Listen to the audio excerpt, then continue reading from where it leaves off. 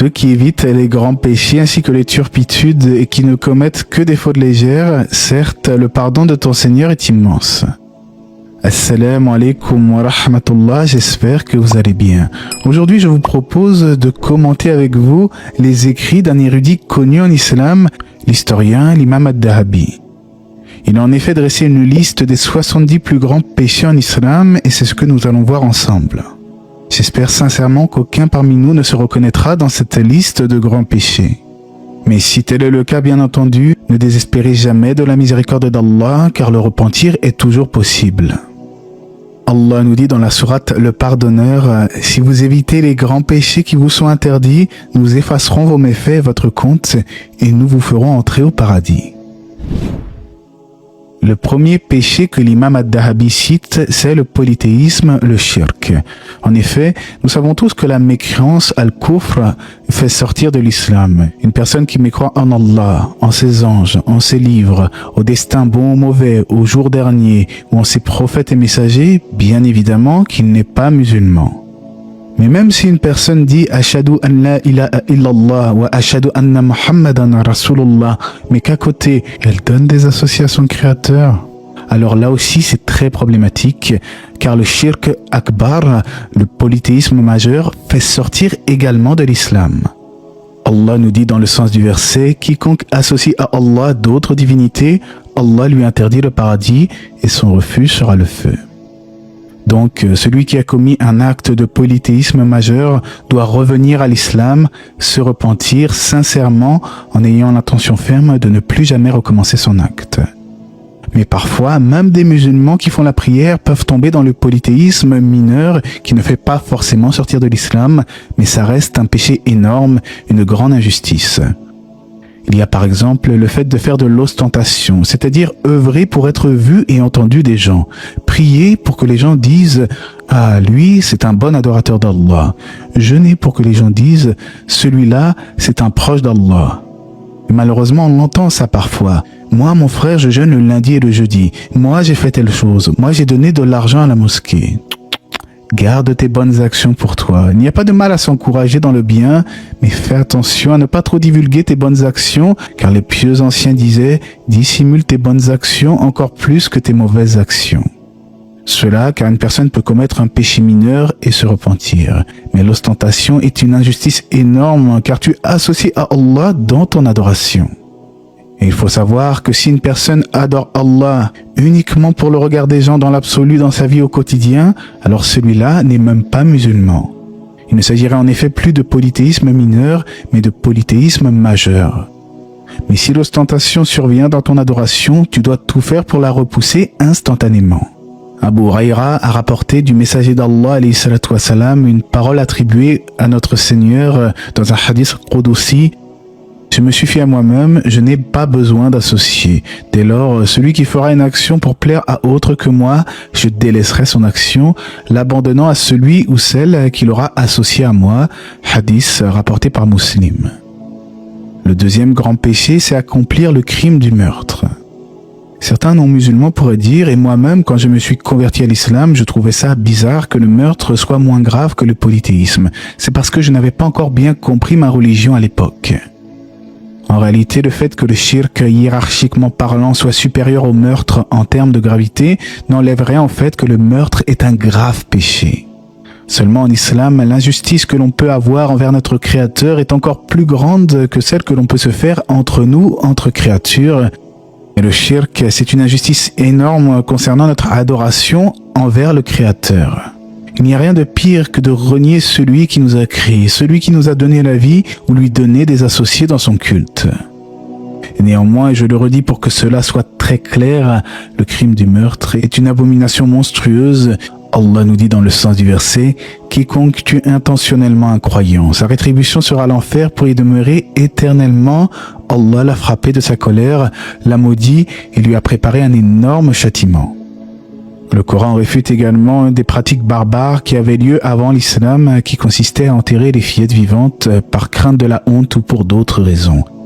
Et dans un hadith rapporté par Al-Bukhari et Muslim, le prophète alayhi salatu wassalam a cité les 7 péchés capitaux en disant « Donner des associés à Allah, pratiquer la sorcellerie, attenter à la vie de quelqu'un qu'Allah a rendu sacré, sauf pour une juste cause, pratiquer l'usure, dilapider les biens d'un orphelin, fuir le jour de la bataille et accuser d'adultère les femmes mariées, vertueuses et croyantes, à leur insu.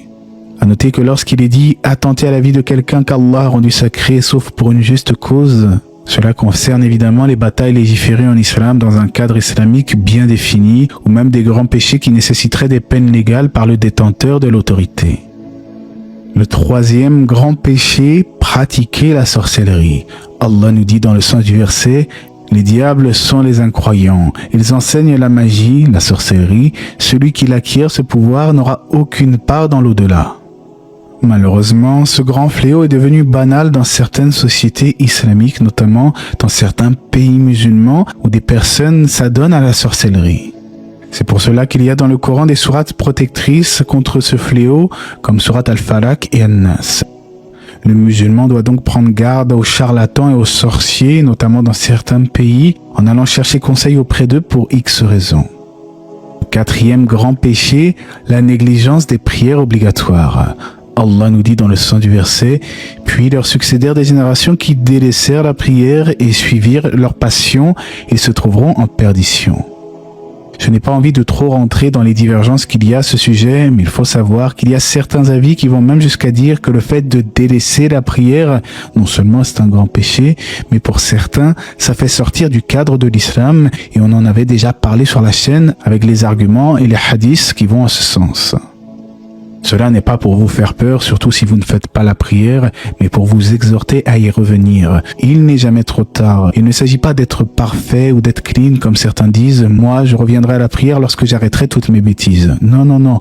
Au contraire, c'est maintenant que tu dois revenir à la prière, car grâce à la prière, c'est là que tu vas délaisser tes mauvaises actions. En effet, il serait étonnant, par exemple, que tu rentres de ton travail en disant « Je ne vais pas prendre de douche, je suis bien trop sale », puisque justement le principe de la douche, c'est de te purifier. Eh bien, il en va de même pour la prière. C'est une purification. C'est ce qui va te permettre de te rapprocher d'Allah et de délaisser toutes tes désobéissances, incha'Allah.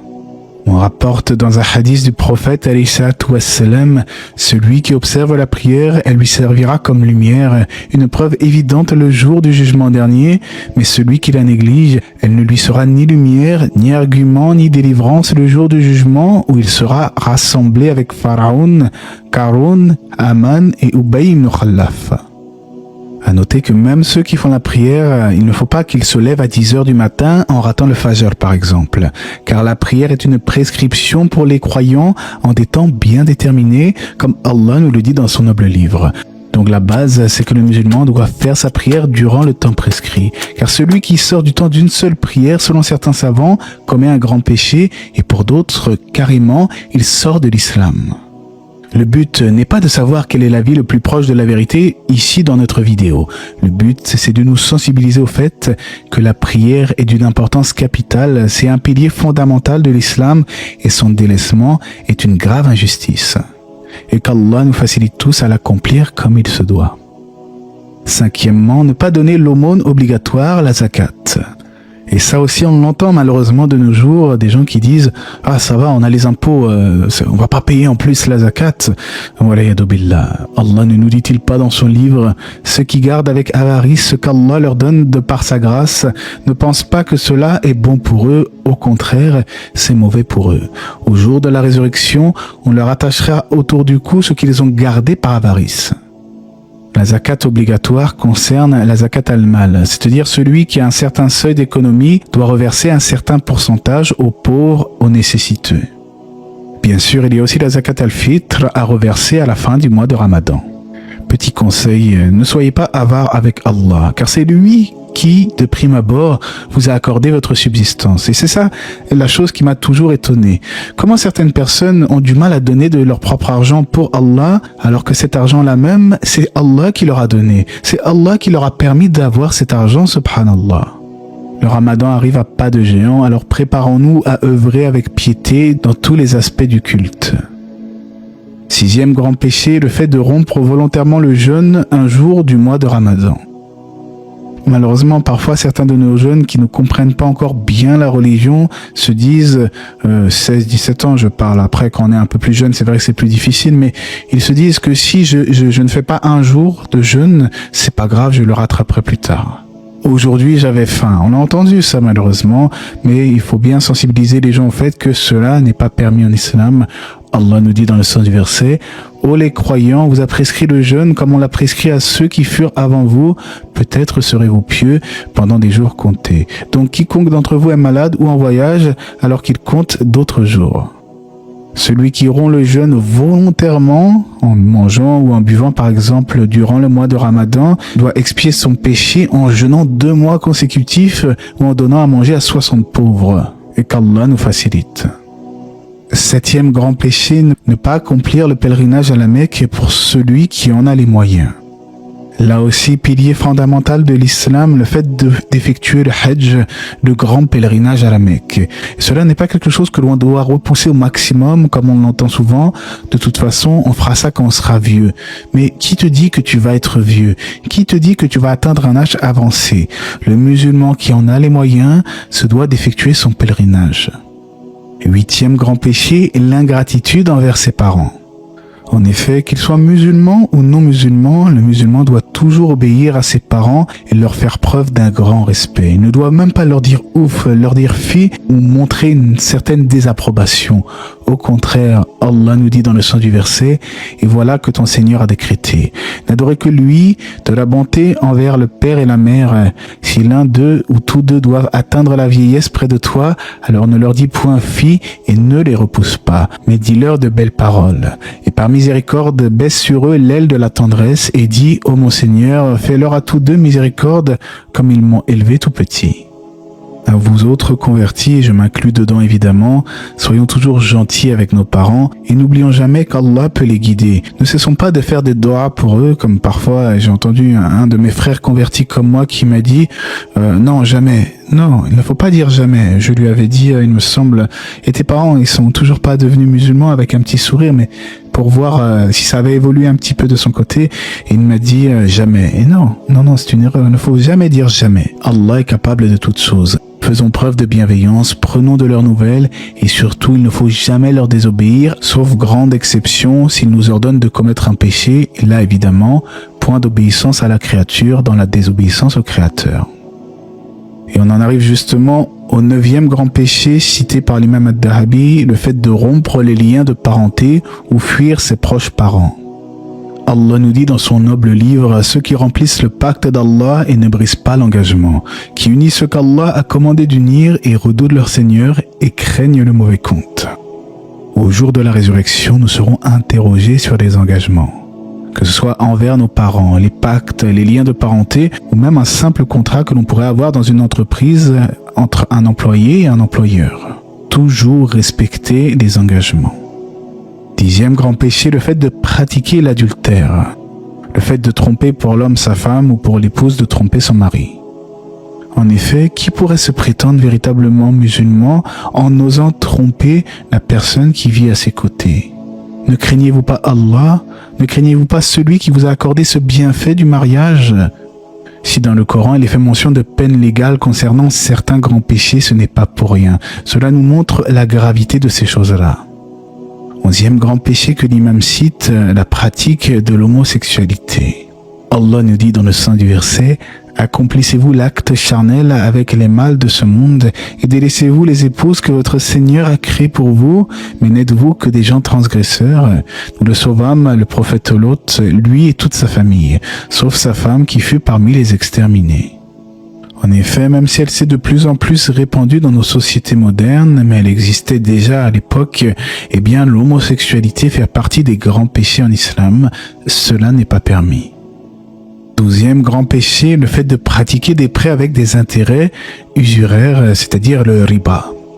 Allah nous dit dans le Coran, « Ô les croyants, ne pratiquez pas l'usure en multipliant démesurément votre capital et craignez Allah afin que vous réussissiez. » Ibn Mas'ud rapporte, l'envoyé d'Allah, sallallahu alayhi wa sallam, a maudit celui qui prenait le profit usuraire, l'intérêt et celui qui le donnait. À noter qu'il n'est pas permis d'acheter une maison avec le prêt, avec le riba. Comme certains le disent aujourd'hui, non, mais ça serait une darura, c'est-à-dire un cas de nécessité extrême. Or, il se trouve que ce cas de nécessité extrême, comme le nom l'indique, c'est par exemple, vous êtes dans le désert, vous risquez de mourir de faim, et vous avez par exemple une bête morte devant vous. Eh bien, vous pouvez manger cette bête morte ou cette viande qui n'est pas halal, parce que sinon vous risquez de mourir. C'est ça la darura. Donc, tant qu'il ne s'agit pas d'une nécessité vitale, d'une nécessité extrême, du coup, comme le nom l'indique, ad-darura, alors, à ma connaissance, le fait de contracter un crédit pour acheter une maison, cela n'est pas permis. Un crédit avec intérêt, bien entendu. Alors, il y a certainement des spécialistes ou des chiites qui ont étudié ce sujet plus en profondeur en offrant parfois peut-être des alternatives islamiques. Personnellement, je n'ai pas approfondi à fond ce sujet, donc j'éviterai de me prononcer sur les choses que je ne maîtrise pas. Mais ici, nous parlons de la base du crédit classique en islam qui n'est pas permis.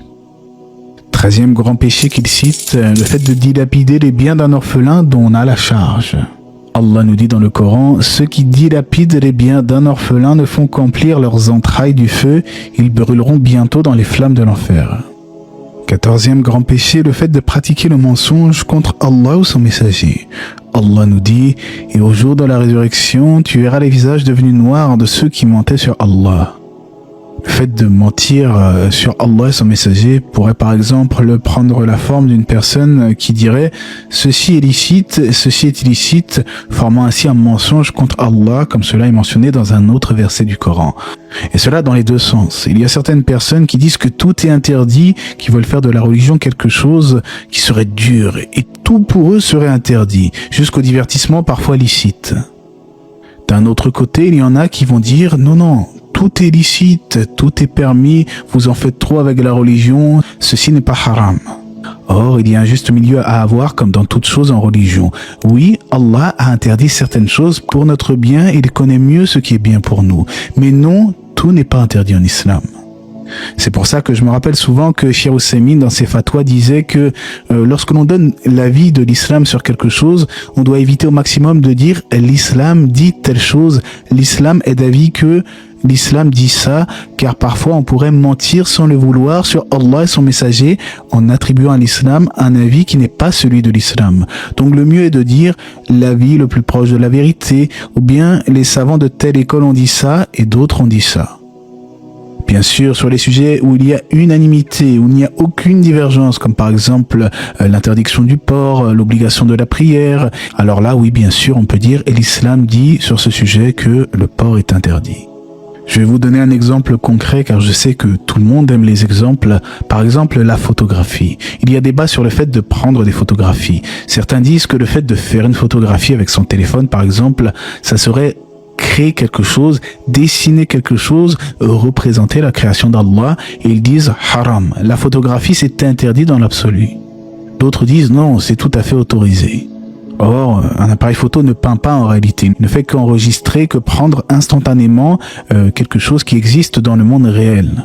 Personne ne dira par exemple que de se regarder dans un miroir ou de faire une vidéo, comme les chiites qui se font filmer, est interdit, alors que pourtant c'est une succession d'images enregistrées.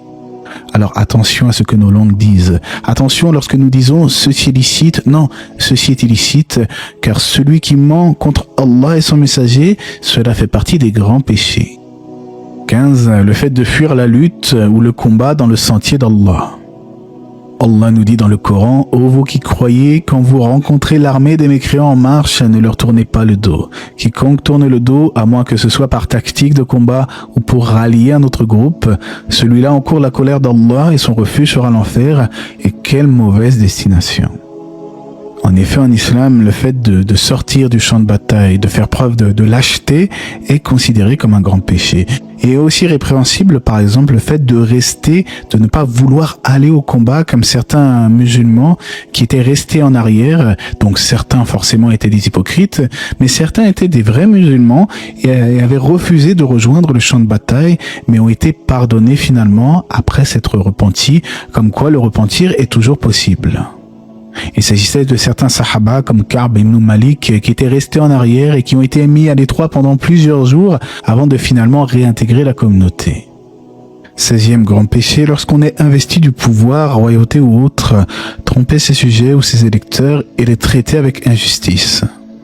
Dans un hadith rapporté par Muslim, on rapporte que le prophète alayhi salatu wassalam a dit « Tout homme à qui Allah a investi de pouvoir et qui meurt alors qu'il trompe ses administrés, Allah lui interdit le paradis. » Tout homme trompeur, arrogant, qui dirige mal son peuple, comme ce fut le cas des tyrans comme Pharaon ou même Qarun, eh bien ceux-là sont détestés par Allah, car n'entrera pas au paradis celui qui a un atome d'orgueil dans le cœur.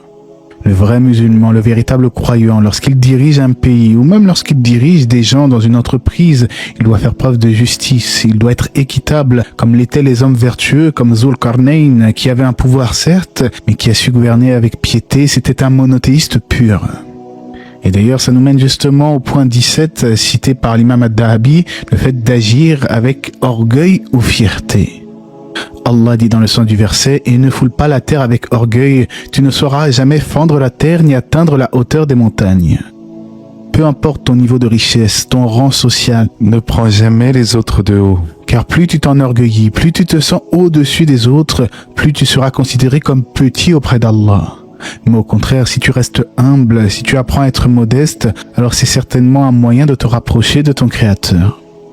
On rapporte du prophète, alayhi salatu wassalam, n'entrera jamais au paradis celui qui a dans son cœur le poids d'un atome d'orgueil. Et quelqu'un de répondre, on aime pourtant avoir de beaux habits et de belles chaussures. Et il dit, alayhi salatu wassalam, Allah est beau et il aime la beauté.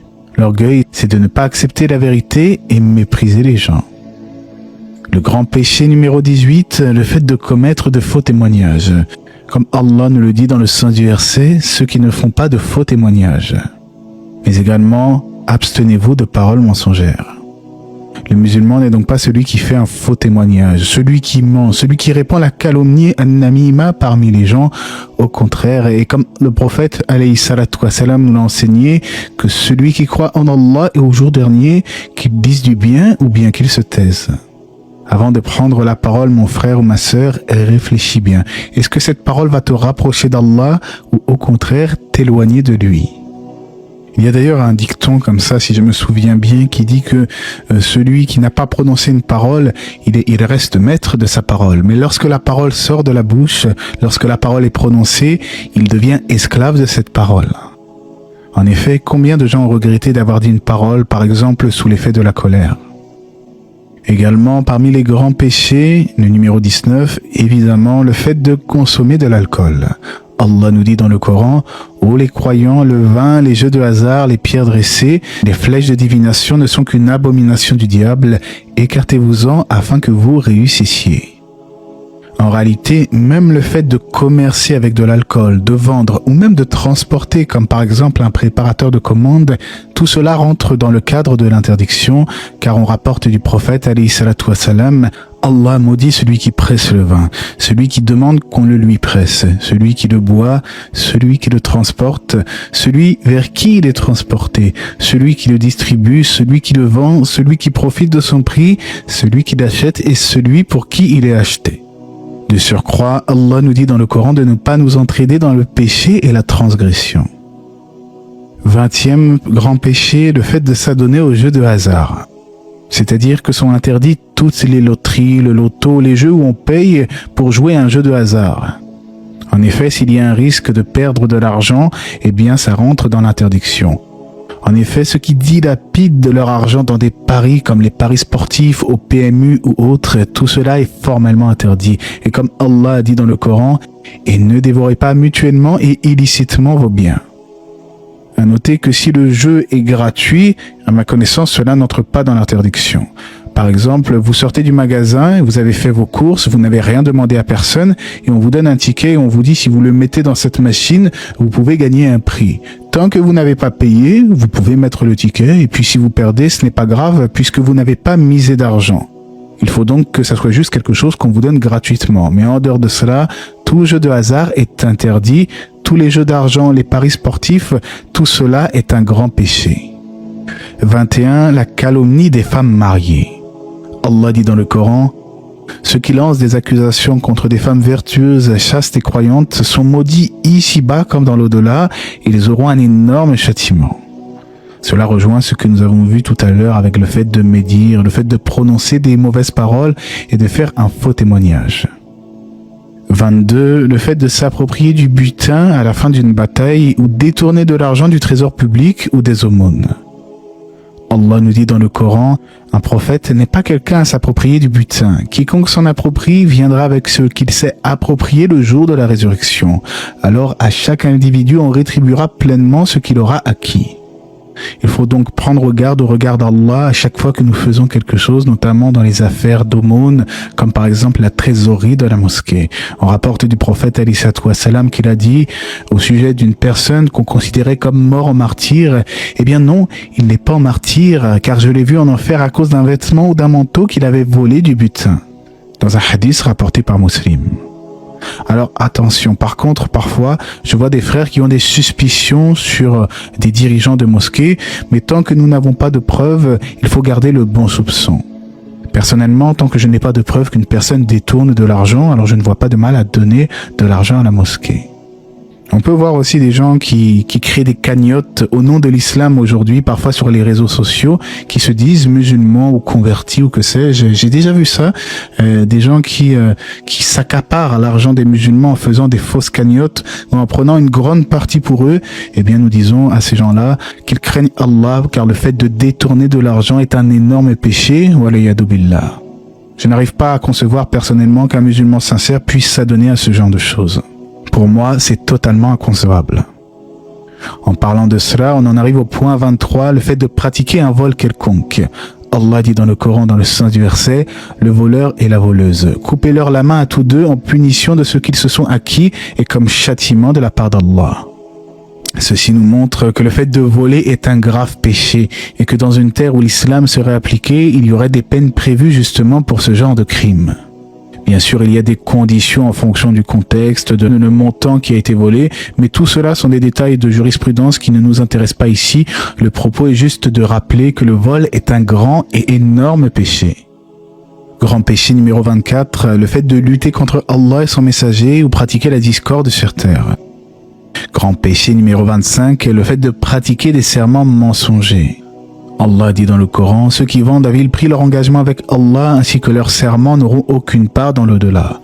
Et Allah ne leur parlera pas, ni ne les regardera le jour du jugement dernier, ni ne les purifiera, et ils auront un châtiment douloureux. Un faux serment, c'est par exemple le fait de dire par Allah, de jurer sur quelque chose et de ne pas tenir son engagement, de ne pas s'en tenir à son serment. On rapporte aussi du prophète alayhi salatu wassalam que celui qui s'empare des biens d'un homme musulman par un faux serment mensonger, Allah le précipitera dans l'enfer et lui interdira l'accès au paradis. Un homme lui demanda, même si ces biens ont peu de valeur, oui, même s'il s'agit d'un bâton d'arak, lui répondit-il. Grand péché numéro 26, le fait de pratiquer l'injustice. Allah nous dit dans le Coran, quiconque parmi vous aura été injuste, nous lui ferons goûter un grand châtiment. Mais il dit aussi, nous avons préparé pour les injustes un feu dont les parois les cerneront de toutes parts, cependant que, s'ils implorent la pluie, il pleuvra sur eux une eau de métal fondu, rôtissant les visages. En islam, il faut être juste, même envers ceux qui combattent l'islam, comme Allah nous le dit dans d'autres versets, que la haine que vous avez envers un peuple ne vous pousse pas à être injuste. Grand péché numéro 27, le fait de pratiquer un prélèvement quelconque, dîme sur une marchandise, droit de passage, toute forme de racket, bakshish, douane ou police. Et malheureusement, cela est répandu et parfois même dans des pays musulmans, alors qu'Allah nous dit dans son livre, il n'y a de voie de recours que contre ceux qui lèsent les gens et commettent des abus, contrairement au droit sur la terre. Ceux-là auront un châtiment douloureux. Donc toute forme de racket, de corruption, tout cela n'a rien à voir avec l'islam et c'est un grand péché. Numéro 28, le fait de s'acquérir et dilapider tout ce qui est illicite. Allah nous dit dans le sens du verset dans Surat Al-Baqarah, et ne dilapidez pas mutuellement et illicitement vos biens et ne vous en servez pas pour corrompre des juges pour vous permettre de dilapider une partie des biens des gens injustement et sciemment. 30e péché, le fait de s'ôter la vie soi-même.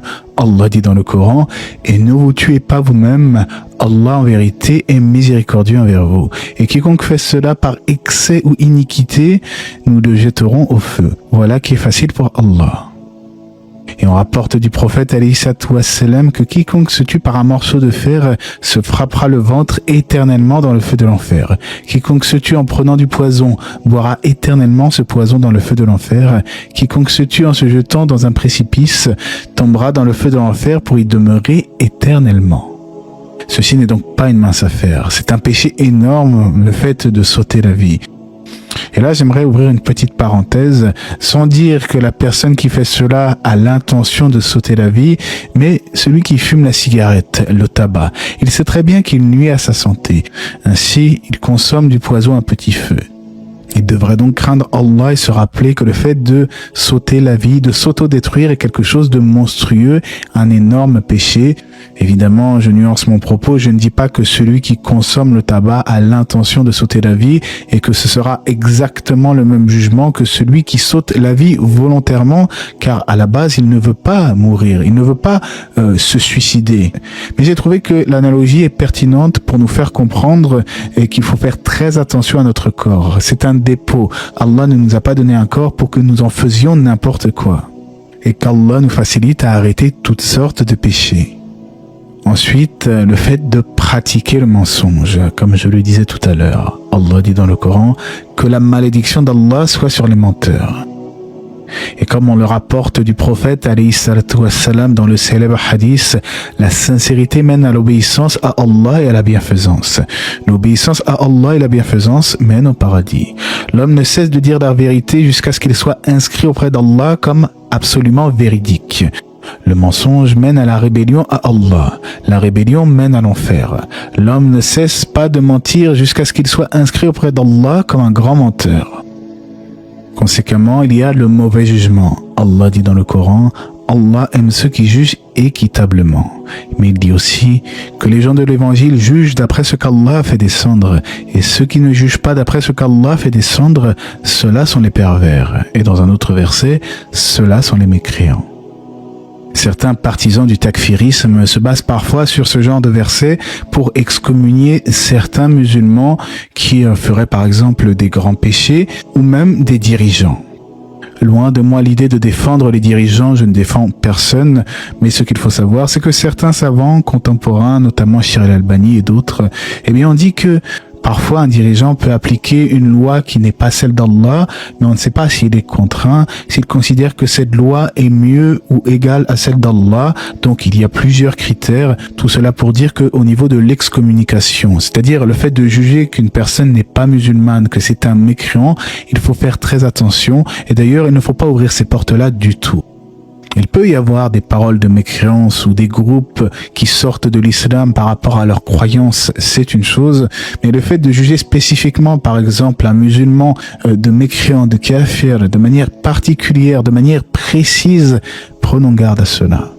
En effet, le prophète alayhi salatu wassalam a dit dans un hadith que celui qui dit à son frère « Ô toi mécréant » alors qu'il ne l'est pas, cette accusation retournera contre l'accusateur. Et qu'Allah nous en préserve. Si tu vois des musulmans, si tu vois ton frère musulman qui a négligé la prière, conseille-le avec douceur, sagesse et rappelle-lui les bienfaits de la prière. Mais ne lui jette pas l'anathème en étant dur et en te fermant, car tu risquerais de le faire fuir encore plus de la prière, voire de la religion elle-même.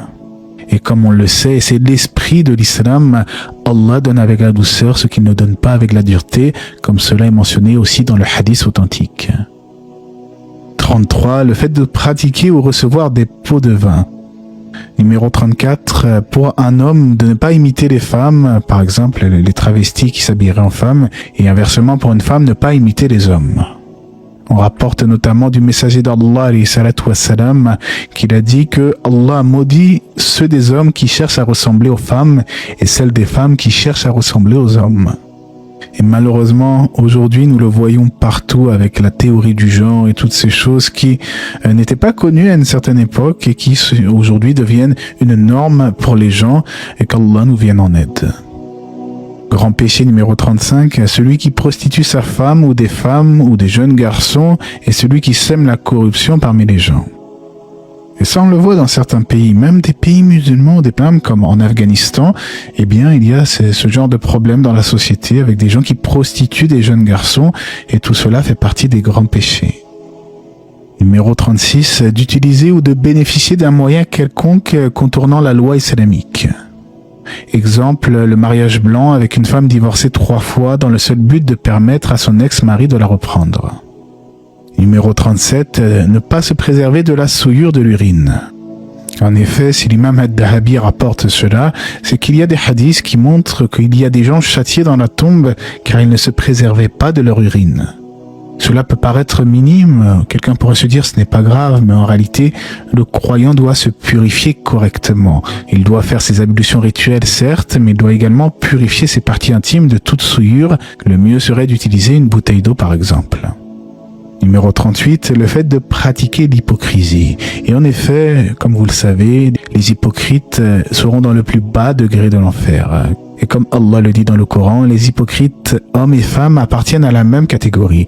Ils commandent le blâmable, interdisent le convenable et replient leurs mains d'avarice. Ils ont oublié Allah et il les a alors oubliés. En vérité, les hypocrites sont les pervers.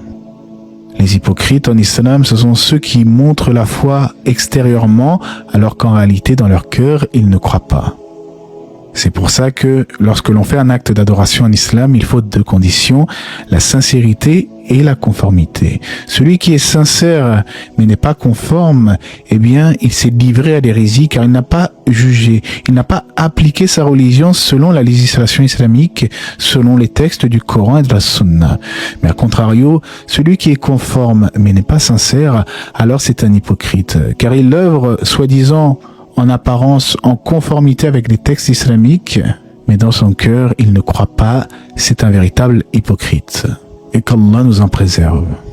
39. D'acquérir la science religieuse pour les biens de ce monde ou dissimuler sa science.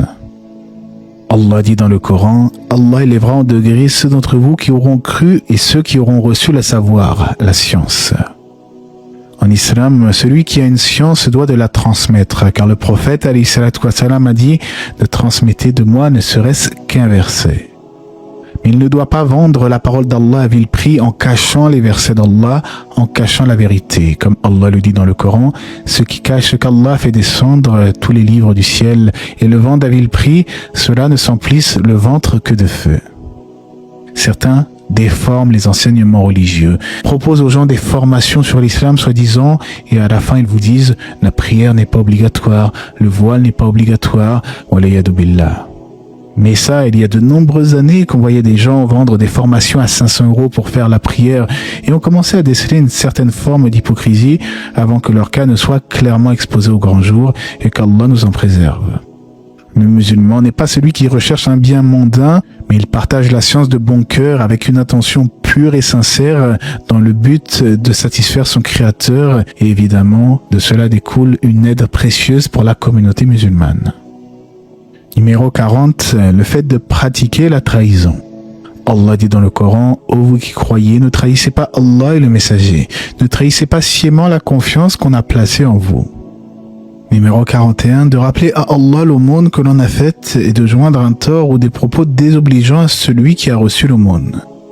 Allah dit dans le Coran, ceux qui dépensent leurs biens dans le sentier d'Allah sans faire suivre leur largesse d'un rappel à quelqu'un de bien que l'on a fait pour lui, ni d'un tort auront leur récompense auprès de leur Seigneur. Cela me rappelle le hadith où on rapporte du prophète alayhi salatu wassalam, celui qui revient sur un don qu'il a fait est comme le chien qui mange son vomi, qui ravale son vomi. Vous voyez la comparaison. Quand vous faites une aumône fisabilillah ou que vous donnez quelque chose à quelqu'un, nul besoin de lui rappeler plus tard en lui disant « Tu te rappelles de ce que j'ai fait ce jour-là, hein ?» Ce n'est pas comme ça que doit être le croyant. Au contraire, le croyant doit rester humble et il doit œuvrer pour Allah. Donc il n'a pas besoin ensuite de demander aux gens et de leur rappeler les biens qu'il leur a accordés. 42. Le fait de nier la prédestination. Allah dit dans le Coran, nul malheur n'atteint la terre, ni vos personnes qui ne soient enregistrées dans un livre avant que nous l'ayons créé, et cela est certes facile à Allah. En effet, la croyance au destin fait partie des 6 piliers de la foi. Donc celui qui ne croit pas au destin, qui renie le destin, qui dit par exemple que nous créons nos propres actions, eh bien celui-là s'est fourvoyé et il a commis une grande hérésie en religion.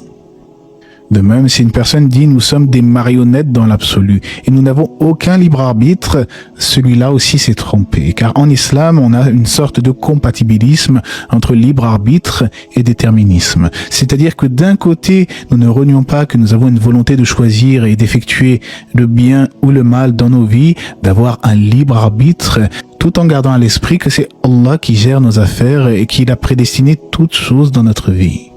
Mais tout ceci a déjà été traité dans les vidéos sur le destin, alhamdulillah. Le grand péché numéro 43, le fait d'espionner les musulmans et les musulmanes. Allah dit dans le Coran, « Ô vous qui avez cru, ne vous espionnez pas ».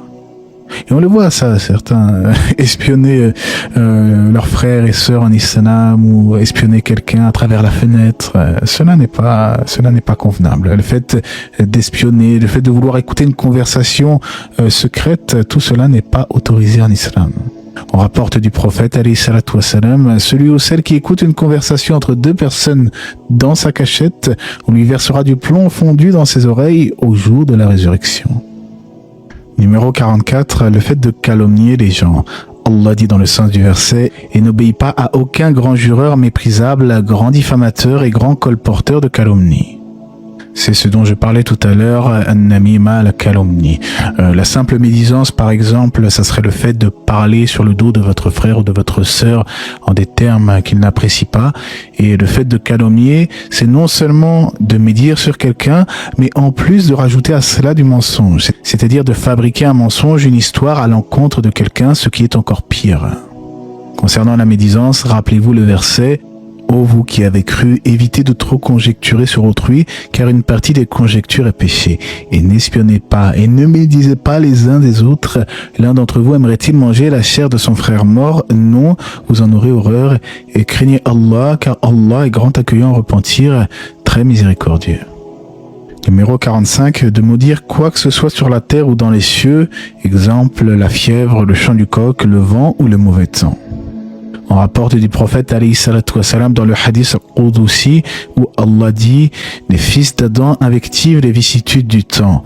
Or, je suis le temps et c'est moi qui contrôle la nuit et le jour. » Bon, c'est vrai que pour cette vidéo, j'ai pris des traductions avec un langage assez soutenu pour afficher les textes à l'écran, mais je vais reformuler avec un français plus accessible. Les fils d'Adam injurient le temps alors que je suis le temps. Dans un autre hadith, il est dit que maudire un musulman équivaut à faire son meurtre. Donc, dans tous les cas de figure, le fait de maudire une créature en particulier est formellement interdit. On entend parfois des gens qui disent qu'Allah le maudisse, ou qu'Allah ceci, ou qu'Allah cela, au lieu de dire qu'Allah le guide. J'ai même entendu une fois et plusieurs fois la dua et qu'Allah lui brise le dos. Mais d'où vous sortez vos invocations? Ce n'est pas comme ça que doit agir le musulman. Grand péché numéro 46, le fait de trahir ses engagements. Et tenez vos engagements car vous serez interrogé au sujet des engagements. Numéro 47, le fait de croire à l'astrologie, aux devins, voyants ou voyantes. On rapporte du prophète, alayhi salatu wassalam, quiconque va trouver un devin, un voyant ou une voyante pour l'interroger et prêter foi à ses propos, se verra refuser sa prière pendant 40 jours. Fait partie de cela le fait de consulter les horoscopes en pensant que grâce aux astres on peut connaître notre avenir ou le futur d'une personne de tel signe astrologique en particulier. Tout cela est un grand péché, fait partie du polythéisme, il faut donc s'en écarter. 48. Le fait de désobéir à son mari pour une femme. Puis l'imam Dahabi cite le verset où il est dit que les hommes ont autorité sur les femmes en raison des faveurs qu'Allah accorde à cela sur celles-ci. J'avais déjà expliqué dans mes vidéos où je traite de la place de la femme en islam que les faveurs, par exemple, que l'homme a sur la femme, c'est le fait que c'est à lui d'être responsable du foyer, du côté financier et d'autres subtilités que vous pouvez retrouver dans les vidéos en question. Et ici, ça ne sera pas le sujet à développer. Ce qui est important de comprendre, c'est que si un homme est juste, si un homme s'acquitte de tous ses devoirs et que la femme lui cause du tort injustement, alors cela fait partie des péchés. Puis l'imam Dahabi cite en numéro 49 le fait de créer, d'acheter ou de recevoir des représentations figurées, sculptures ou pierres en or, en argent, métal ou toute autre chose. Là encore, je vous renvoie vers une autre vidéo où j'avais traité de la photographie, des images en surface et des images en volume en apportant l'avis des savants sur ce genre de questions. En effet, il y a des divergences chez les savants. Certains voient que la photographie en elle-même n'est pas interdite. D'autres savants voient qu'il y a une largesse dans les images en surface. D'autres, au contraire, pensent que tout est interdit. Il y a des divergences, il y a des points de vue, d'opinion qui sont différents. Il est important pour les musulmans d'avoir une vision d'ensemble sur les avis émis par les savants anciens et contemporains. 50. Le fait de pratiquer des actes interdits en cas de décès d'un proche ou d'un malheur. Et Allah dit dans le Coran, « Et fait bonne annonce à ceux qui endurent avec patience, qui disent, lorsqu'un malheur les atteint, certes, nous sommes à Allah et c'est vers lui que nous retournerons. » Et on rapporte du prophète, alayhi salatu wassalam, « Je désavoue celle qui pleure à haute voix, qui se coupe les cheveux et qui déchire sa robe. » En effet, il est courant qu'il y a parfois des gens qui se lamentent, souvent des femmes d'ailleurs, lors d'un décès. Or, cela n'est pas permis en islam. Le fait de se tirer les cheveux, de se montrer en spectacle devant les gens, ceci est interdit. Certes, la mort est difficile, certes, le deuil est difficile, mais il faut rester patient, même si c'est compliqué, et ne pas hurler, et ne pas faire de scandale, car cela fait partie des choses qui sont considérées comme un péché en islam. 51. Le fait d'être arrogant, présomptueux, corrupteur, violent envers sa communauté. J'avais cité d'ailleurs tout à l'heure l'histoire de Qarun, Corée, et Allah dit dans le Coran, en vérité, Corée, Qarun était du peuple de Moïse, Moussa, mais il était rempli de violence envers eux. Nous lui avions donné des trésors dont les clés étaient très lourdes pour toute une bande d'hommes forts. Son peuple lui dit, ne te réjouis point, car Allah n'aime pas les arrogants. Nous fîmes donc que la terre l'engloutisse, lui avec sa maison. Aucune personne, aucun clan ne pouvait le secourir sauf Allah, et il ne pouvait non plus se secourir lui-même. 52. Le fait d'opprimer les pauvres, les orphelins, ses parents, sa femme, ainsi que les animaux. En d'autres termes, toute forme d'oppression est interdite. 53. Le fait de nuire à son voisin. Et on rapporte du prophète, alayhi salatu wassalam, par Allah, il n'est pas croyant. Et qui donc, lui demanda-t-on, n'est pas croyant? Ô messager d'Allah, ya Rasulallah, il est celui-ci, répondit-il, celui dont le voisin redoute sa méchanceté. Donc ceci n'est pas une affaire à prendre à la légère. En tant que musulmans, nous devons être des modèles, nous devons être aimés de nos voisins. Et même si parfois il y a des conflits et que c'est les autres qui nous cherchent, il faut toujours tenter de répondre au mal par le bien, comme dans le verset, et celui qui répond mal par le bien, alors voilà que celui avec qui il avait une animosité devient tel un ami chaleureux. Il y a aussi le fait de ne pas nuire aux musulmans et aux musulmanes et de ne pas les offenser. N'est-ce pas qu'Allah nous dit dans le Coran, « Ô vous qui avez cru qu'un groupe ne se moque pas d'un autre groupe, ceux-ci sont peut-être meilleurs qu'eux, et que des femmes ne se moquent pas d'autres femmes, celles-ci sont peut-être meilleures qu'elles. Ne vous dénigrez pas, ne vous lancez pas mutuellement des sobriquets injurieux. Quel vilain mot que perversion lorsqu'on a déjà la foi. Et quiconque ne se repent pas, alors ceux-là sont les injustes. » Et dans un autre hadith, le prophète nous dit de ne pas nous envier, de ne pas nous détester, de nous ignorer, mais que nous devons être des frères. Il ne faut pas poursuivre les défauts de son frère ou de sa sœur en islam. Et dans un autre hadith, il est dit que celui qui poursuit les défauts de son frère, Allah poursuivra ses défauts jusqu'à étaler son scandale au grand jour, comme dans le sens de hadith.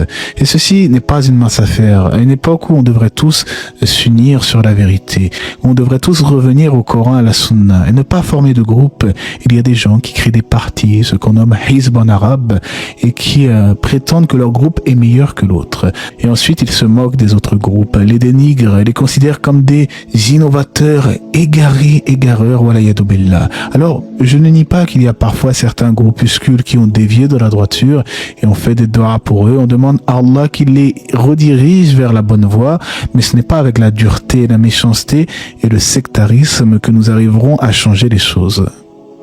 Certes, il ne faut pas s'unir sur n'importe quoi, il faut s'unir sur la vérité. En effet, lorsque les polythéistes à l'époque du prophète étaient venus voir le prophète alayhi salatu wassalam pour faire des concessions en disant « Si tu ne critiques pas nos divinités, eh bien nous nous entendrons » et le prophète a refusé cela car fait partie du message islamique de critiquer justement le polythéisme. Mais aujourd'hui, tous les groupes musulmans ne sont pas forcément dans le polythéisme et si certains parfois dévient de la droiture par des innovations religieuses, nous devons leur faire le bon conseil avec sagesse et bonne exhortation. Parfois, il peut s'agir de méthodologies, de croyances ou toute autre chose qui font en sorte que certains musulmans se sont trompés, se sont fourvoyés. Mais de passer son temps à chercher les défauts de nos frères. Ah, lui, peut-être qu'il ne fait pas partie des gens qui suivent le Coran et la Sunna. Peut-être que lui, il n'est pas bon. Attention. Et de toujours être dans cette espèce d'esprit fermé et de considérer que il n'y a qu'un seul groupe sauvé et que je suis dans le groupe sauvé et que tous les autres sont égarés. Eh bien, cela est du sectarisme. Et comme le disaient les savants, et comme le disait d'ailleurs le Cheikh Al-Ousaymin, l'affiliation à un groupe précis est formellement interdite. Et il disait également qu'il y a des groupes qui sont apparus aujourd'hui, soufis, salafis, tabliri, et qu'il faut mettre tous ces groupes de côté et aller de l'avant. Car en effet, ce qui nous incombe à nous autres musulmans, c'est de se dire musulmans et d'agir en conformité avec l'islam. N'est-ce pas qu'Allah nous dit dans le Coran: et qui professe meilleure parole que celui qui appelle à Allah, fait bonne œuvre et dit « Je suis du nombre des musulmans ». Puis il y a aussi le fait de faire de la peine aux musulmans et aux musulmanes et d'empiéter sur leurs droits. Allah dit dans le Coran: et ceux qui font de la peine aux croyants et aux croyantes sans qu'ils ne l'aient mérité se chargent d'une calomnie et d'un péché évident. Numéro 56, c'est le fait de se pavaner avec des vêtements longs et de marcher avec arrogance. Allah dit dans le Coran: et ne foule pas la terre avec arrogance, car Allah n'aime pas le présomptueux plein de glorioles.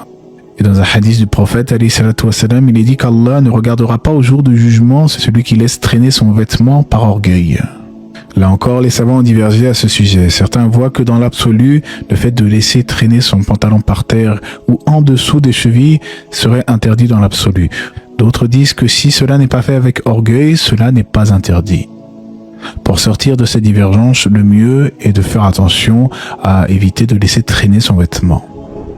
En parlant de vêtements, on arrive au point numéro 57, donc le 57e grand péché cité par l'imam Dahabi, le fait de porter des vêtements en soie et des bijoux en or pour les hommes spécifiquement. En effet, dans un hadith, le prophète alayhi salatu wassalam, a interdit la soie et le brocart et a interdit de boire dans un récipient en or ou en argent. Il disait que ces choses-là sont pour le mécréant en ce monde, alors qu'elles seront destinées pour le croyant dans l'au-delà. Autrement dit, il n'est pas permis à un homme de porter de l'or ou bien de porter de la soie, du brocart, etc. Aussi, le fait de sacrifier une bête pour un autre qu'Allah, car cela est du polythéisme, et Allah dit dans le Coran que nous n'avons pas le droit d'en manger. Et ne mangez pas ce sur quoi le nom d'Allah n'a pas été prononcé, car ce serait assurément une perversité. Grand péché numéro 59, le fait de prétendre qu'un tel est son père alors qu'il ne l'est pas. Dans un hadith rapporté par Muslim, on rapporte: il n'y a pas un homme prétendant qu'un autre homme est son père alors qu'il ne l'est pas, sans qu'il commette un acte d'incrédulité. Et celui qui prétend être le propriétaire d'une chose qui n'est pas la sienne, qu'il se prépare à occuper une place en enfer. 60. Le fait de se quereller et de se disputer avec des gens et de semer la discorde. Le musulman n'est pas celui qui se querelle, c'est celui qui est connu pour discuter avec les gens de la meilleure façon, avec bienfaisance, courtoisie, et il est connu pour sa gentillesse. 61. Le fait de refuser de l'eau à quelqu'un alors qu'on en possède plus que nécessaire.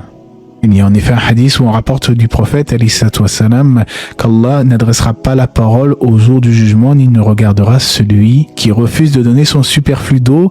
Il lui sera d'ailleurs dit: aujourd'hui tu es privé des bienfaits d'Allah comme tu as refusé de donner ce que tu n'as pas créé toi-même, c'est-à-dire l'eau. En effet, comment pouvons-nous refuser de l'eau alors que c'est Allah qui nous a dotés de cela? Allah nous dit dans le Coran: si votre eau était absorbée au plus profond de la terre, qui donc vous apporterait de l'eau de source, entre guillemets, si ce n'est Allah? 62. Le fait de pratiquer des fraudes dans la pesée, la mesure et le poids. Que ce soit dans le commerce ou dans toute autre chose, Allah a sévèrement blâmé ceux qui fraudent les fraudeurs. Il nous dit en ce sens: donnez donc la pleine mesure et le poids exact et ne donnez pas aux gens moins que ce qui leur est dû. Et il nous dit aussi: malheur aux fraudeurs qui, lorsqu'ils font mesurer pour eux-mêmes, exigent la pleine mesure et qui, lorsque eux-mêmes mesurent ou pèsent pour les autres, leur causent de la perte. 63. Ceux qui ont reçu beaucoup de bienfaits dans ce monde et qui se croient à l'abri du stratagème d'Allah. Allah nous dit dans le Coran: puis lorsqu'ils eurent oublié ce qu'on leur avait rappelé, nous leur ouvrîmes les portes donnant l'abondance sur toutes choses, et lorsqu'ils eurent exulté de joie en raison de ce qu'il leur avait donné, nous les saisîmes soudain et les voilà désespérés. Il y a certaines personnes qui pensent que, comme Allah leur a accordé des bienfaits, beaucoup d'argent, beaucoup de richesses, eh bien, ils se pensent à l'abri du stratagème d'Allah. Ils se sentent en sécurité dans ce monde. Or, celui qui se sent en sécurité ici-bas, sans craindre Allah, alors Allah lui inspirera la crainte au jour de la résurrection et qu'Allah nous en préserve. Le musulman, et j'en ai déjà parlé à maintes et maintes reprises, doit rester dans le juste milieu, entre la crainte du châtiment d'Allah et l'espoir en sa miséricorde. À l'image des ailes d'un oiseau, il faut trouver cet équilibre délicat en se rappelant toujours qu'Allah peut certainement nous châtier pour nos péchés, mais d'un autre côté, qu'il est très accueillant au repentir, le tout miséricordieux, le très miséricordieux. Ainsi, celui qui trouve ce juste milieu, il ne désespérera pas de la miséricorde d'Allah concernant son pardon, mais il ne se sentira pas non plus à l'abri de son stratagème, comme si rien ne pouvait l'atteindre. Ceux qui basent trop leur vie sur la crainte d'Allah se trouvent à être durs, à avoir le cœur fermé et à désespérer finalement, car ils s'imaginent qu'Allah ne leur pardonnera jamais. Mais ceux qui penchent trop vers l'espoir, eh bien, ils deviennent laxistes. Ils se permettent de faire plein de péchés en se disant, de toute façon, Allah est pardonneur, il finira certainement par me pardonner. C'est ce genre de personnes qui se partent de faux espoirs. Ce n'est pas ça le véritable espoir. Le véritable espoir, c'est justement quand il y a une complémentarité avec la crainte. La crainte d'Allah, la crainte révérentielle. 64. De celui qui délaisse la prière en groupe pour prier seul sans excuse. Alors là, certains pourraient me dire, mais la prière à la mosquée, si on ne la fait pas, on prend un péché. Eh bien, en réalité, il y a une divergence d'opinion chez les savants. Selon certains savants, ça serait un grand péché. Il se base notamment sur un hadith où il est dit que le prophète, alayhi salam, a songé à ordonner à quelqu'un de prendre du bois pour ensuite brûler les demeures de ceux qui délaissent la prière en commun. Selon ces savants, ça serait donc un grand péché et le fait d'accomplir la prière à la mosquée pour l'homme musulman, c'est-à-dire les 5 prières quotidiennes, serait un fard ayn, une obligation individuelle qui incombe à chacun. Cependant, d'autres savants disent que c'est une sunna fortement recommandée.